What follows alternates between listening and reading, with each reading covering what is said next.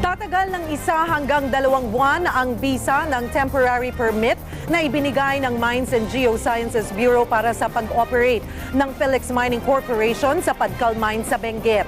Sa nasabing panahon, inaasahan na makukumpleto ng Philex ang pagpuno ng sapat na tailings para masigurong ligtas na ang tailings pond nito. Sa timetable na ito rin, kukumpletuhin ng MGB ang technical evaluation nito sa epekto ng pagtagas. Nilinaw din ng MGB na mahabang proseso pa ang kahaharapin ng Philex bago nila payagang magbukas ng permanente ang Padcal Mine.